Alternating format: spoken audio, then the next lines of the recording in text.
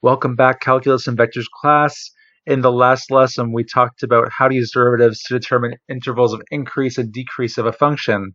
We're going to talk about something very closely connected in this lesson, which is minimums and maximums. We're going to use calculus to help us find more information about that. But before we do that, let's talk about some terminology.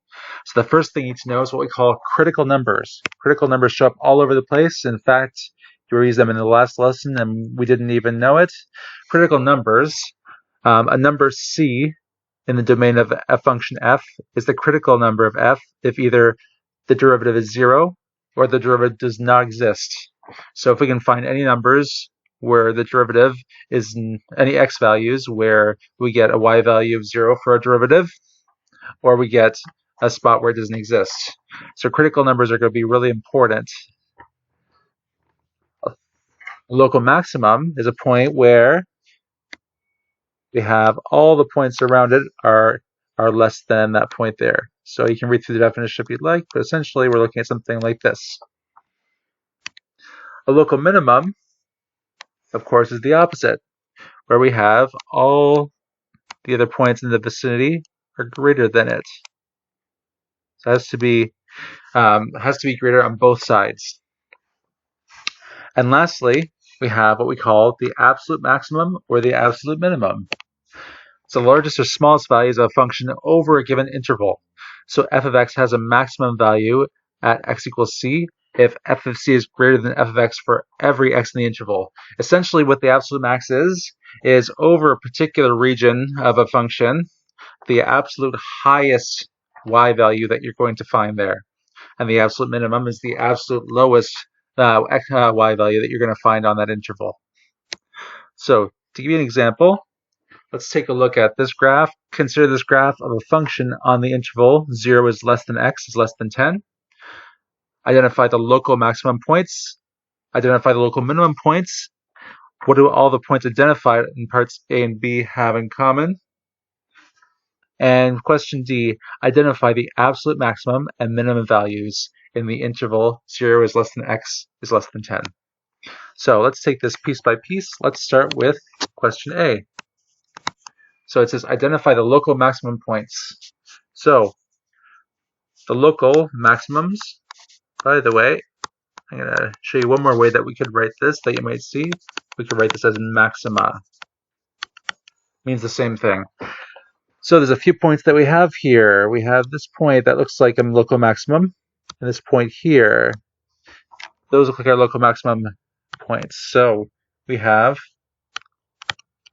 2, 5 the local maximum point, and 8, 8 is the local maximum point. Anywhere where we have that typical shape where we have all the values around it being less is a local maximum. So in that case, we talk about local minima. It's just this point here, which is, I think, 4, 4. Now let's talk about what they all have in common. So the first thing we should know about these, we kind of mentioned this a little bit in the last lesson. Look at our tangent lines. They all have a tangent that has a slope of 0, which means their derivative is going to be 0. They are critical numbers.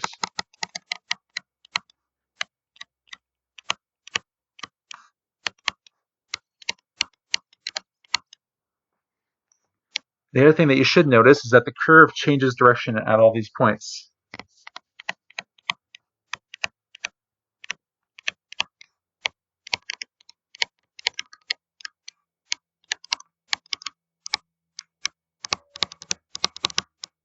So we either go from increasing to decreasing or decreasing to increasing. And lastly, it's asking to identify the absolute maximum and minimum values in the interval 0 is less than x is less than 10. So what's asking for is what's the highest y value that we have and what's the lowest. So in this case, the absolute maximum, it's going to be that local maximum 8, 8. That's the highest it goes. So this spot here. And the local minimum, to find that, we're going to look for the lowest point that it goes in this region. It turns out it's not any of the local maximum or minimum points. It's actually this point right at the end. So with the absolute maximum and minimum, it can be an endpoint, which is really important. The absolute minimum in this case is going to be 3. So just a quick rundown of some of the terminology and how it all works here. So hopefully that helps to clarify a bit.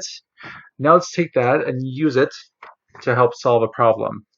So example 2 says find the absolute mins and maxes of g of x equals 2x to the 4 minus 8x cubed plus 9x squared in the domain -2 is less than or equal to x is less than or equal to 3.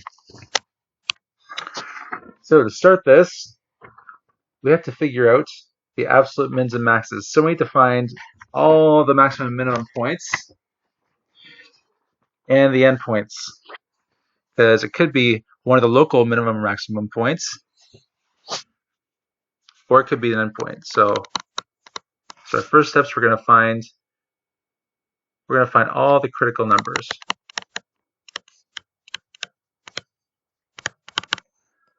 So let's see. Let's start by finding the derivative, because we know that's how we determine the critical numbers. It's either going to be equal to 0 or it's going to be something that doesn't exist.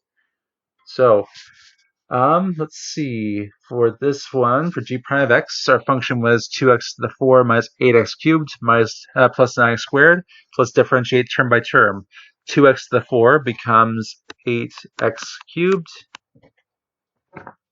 8x cubed becomes 24x squared. And 9x squared becomes 18x. Now that we have that, now we have to set it equal to 0 and solve. Probably makes more sense that we would try and factor this first to help us out. So let's factor out a bit. We can common factor 2x out, and we're left with 4x squared minus 12x plus 9. And then we're just going to factor that quadratic. So let's see, make something that adds to -12 and multiplies to positive 36. So that would be -6 and -6. So let's factor by decomposition.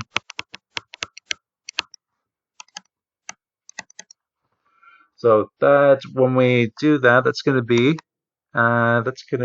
we factor out 2x from the first group, and that becomes 2x minus 3. And then we can factor out a -3 from the second group, and we get 2x minus 3. So in this case, that's going to work out to be 2x. And then when we factor that out, it's going to be 2x minus 3 times 2x minus 3. That's going to be 2x minus 3 squared. So to solve, we're going to set it equal to 0. Equals 2x times 2x minus 3 squared. And using the zero product rule, we're going to make 2 parts to this. We're going to set both parts equal to 0 and solve. Let's find the zeros here. So for the first one, we divide up the 2 and we get 0 equals x. For the second one, we're going to take that square, let's square root both sides, and it becomes 0 equals 2x minus 3. Move the 3 over and we get 3 equals 2x, or x equals 3 over 2.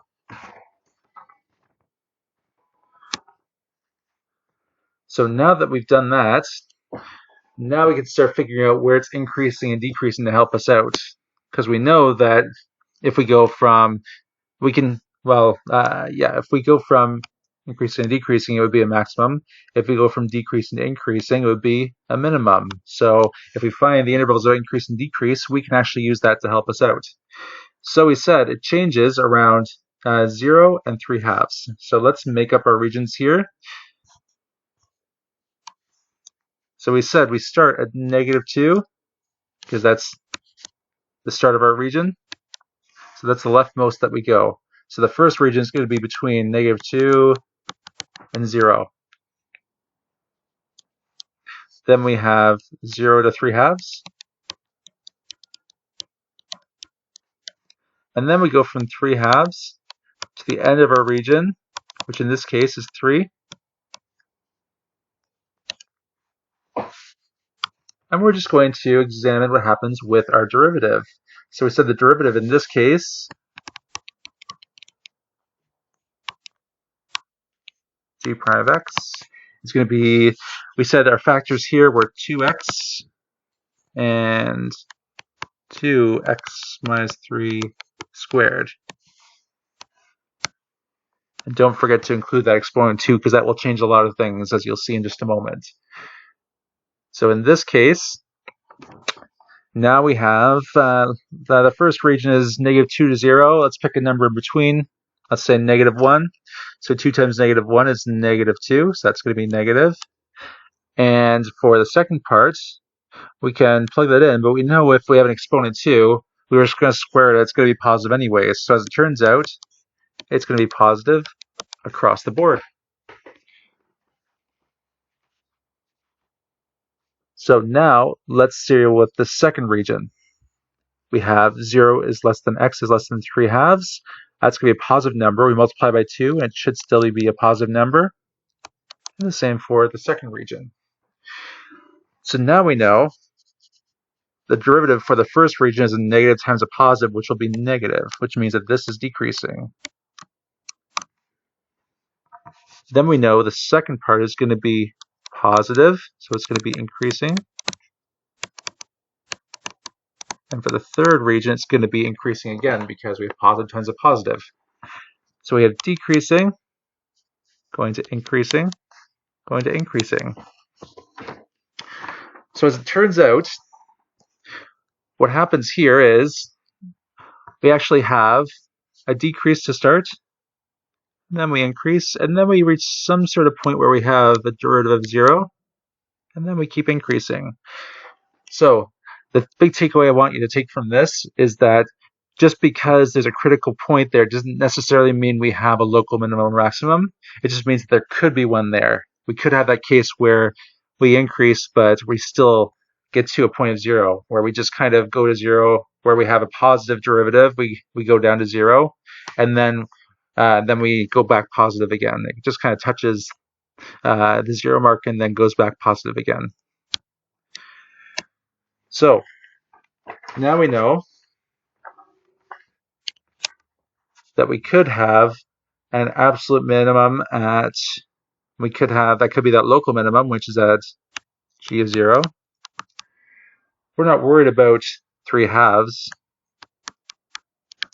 because we know it's not a local maximum or minimum, so we don't even have to worry about that. But you could go and find it if you wanted to. But it could also be g of -2 or g of 3. So all we're going to do is plug it into the original functions. That's going to be 2 times -2 to the power of 4 minus 8 times -2 cubed plus 9 times -2 squared, which is going to be equal to 132. Do the same for 0. You plug it in, and as it turns out, it's going to cancel out in all the terms, so that'll be 0. And then for g of 3, you're going to plug that in, and you're going to get 27. So now the last question we have is, we've looked at all the points where we could have our highest or lowest values, either the local maximums or minimums, or the endpoints. And now we just have to figure out which ones give us the highest or lowest values. So in this case, it looks like 132 is the highest. So that's going to be the absolute max. And 0 is going to be the absolute minimum. So now we've figured out the absolute minimum maximum of this one. And just remember, there's only ever going to be one absolute maximum and one absolute minimum, unless somehow 2 points reach the same value.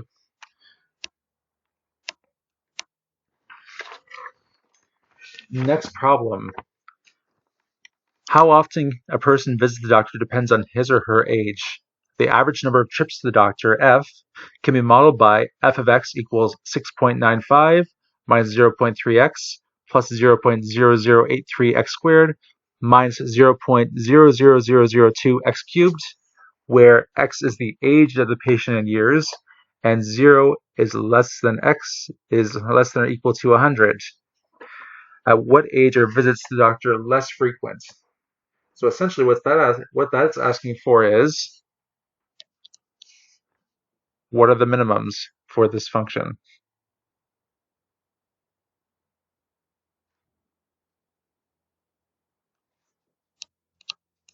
So we're asking for the absolute minimum. So to find that, again, we're going to do the same process. We're just going to take a look at the local minimum maxima points, the critical numbers, and the endpoints, and we're going to see what values give what times give us the lowest value. So let's start by taking the derivative, because it's always a good jumping off point. So let's differentiate this term by term. 6.95 is a constant, so it's gone. 0.3x becomes negative 0.3. 0.0083x squared becomes 0.0166x, and negative 0.00002x cubed becomes minus 0.0000x, or 6x squared. Therefore, make sure they write that down correctly. Make sure you have the right number of zeros. From there, then we have to set that equal to 0 and solve. So 0 equals 0, negative 0.3 plus 0.0166x minus 0.00006x squared. Now, trying to factor that, probably not going to work for us, so we're just going to take quadratic formula. So x is equal to negative b plus or minus b squared minus 4ac over 2a. And that's going to be, this is going to get a little bit messy. Let's try this. 0.0166 plus or minus negative 0.0166 squared minus 4ac, or a is negative 0.00006, and c is negative 0.3, all over 2 times a. So 2 times negative 0.00006. And when we do that, we get either 19.4 or we get 257.2. So in this case, x is equal to 19.4 or 257.2. But remember, x is measuring the years, and we only go from 0 to 100. At this point, it'd be awesome if it worked, but people don't live to 257 years, so that one is inadmissible. So in this case, 19.4 is going to be either a local minimum or a local maximum. So now we have a local minimum or maximum to test, and we have our endpoints. So we have to test those points. So our endpoints were f of 0 and f of 100. And then we have a local minimum or maximum. So you plug those into the original equation, f of x, not f prime of x, and you should get about 6.95 years, which is about 7 years old. You should get about 4.1, it's roughly about 4 years old. And then we should get 39.95, or 40 years old. So in this case, our absolute minimum is going to be 4 years old. Or sorry, 4 visits. Sorry, I totally messed it up. I just realized these are not years. These are the number of visits to the doctor. So let's go over that again just to make sure I'm not messing anybody up here. So at 0 years old, we have roughly 7 visits to the doctor per year. At 19.4 years old, we have roughly 4 visits to the doctor per year, which makes kind of sense because teenagers are pretty healthy and don't require a lot of doctor's visits. And of course, the 100-year-old is going to have a whole lot of visits. So they have about 40 visits per year. So what that means is that 4 visits per year is the absolute minimum. So in this case, trips to the doctor are least frequent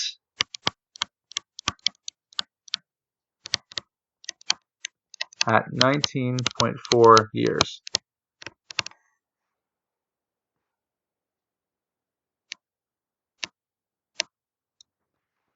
Let's do one more problem just to make sure we've got this. Example 4, the surface area of a cylindrical container is to be 100 centimeters squared. Its volume is given by the function v equals 50r minus pi r cubed, where r represents the radius in centimeters of the cylinder. Find the maximum volume of the cylinder in each case. So, case A, the radius cannot exceed 3 centimeters. So again, we're finding the maximum volume of the cylinder in each case. So in this case, we're talking about the absolute maximum because we want to find the most volume that we can have.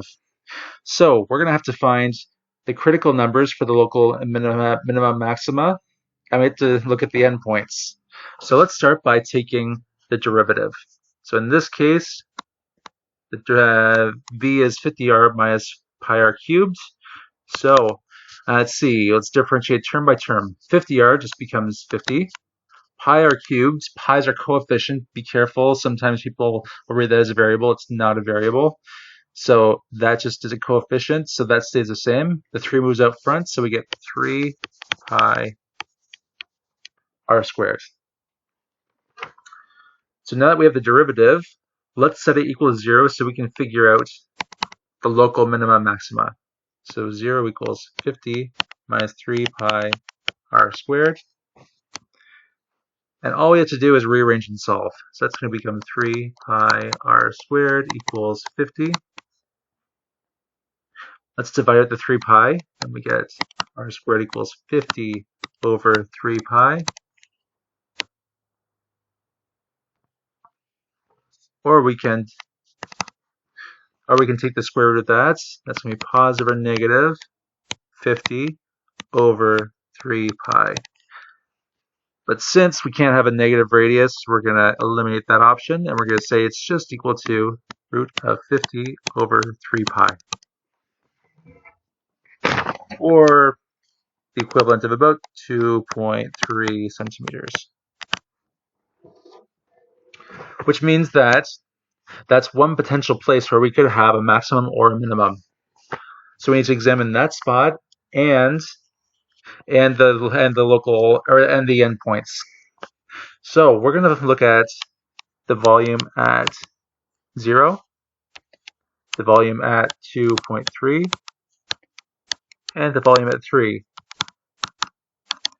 So we're just gonna plug in each of those values into the original equation. So that's going to be 50 times 0 minus pi times 0 cubed.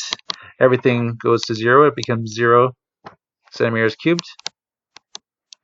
Do the same for 2.3, and you should get somewhere around 76.8 centimeters cubed.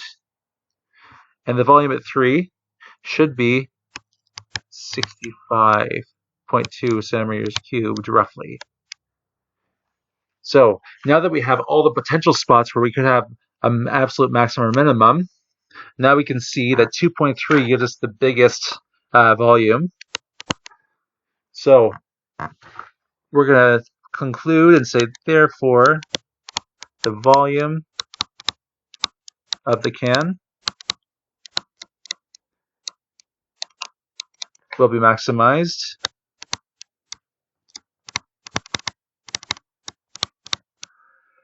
with the radius of 2.3 centimeters.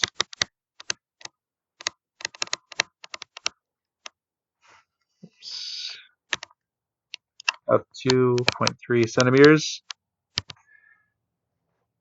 with a volume of 76.8 centimeters cubed. So that's how you solve part A. Part B, very simple. We just have to look again at the endpoints and the local maximum and minima. In this case, we're dealing with 0 is less than or equal to x less than or equal to 2. So we have to look at 0,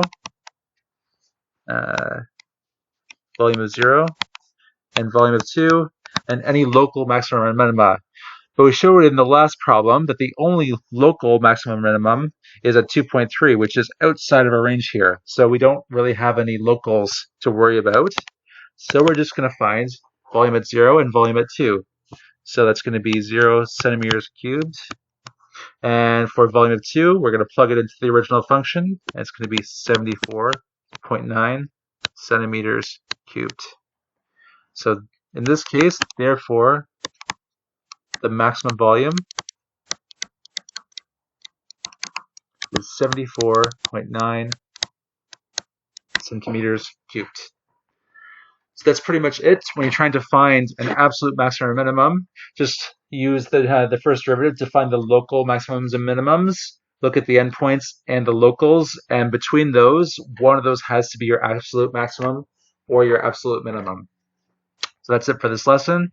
Try the practice questions, and I'll see you in 5.3.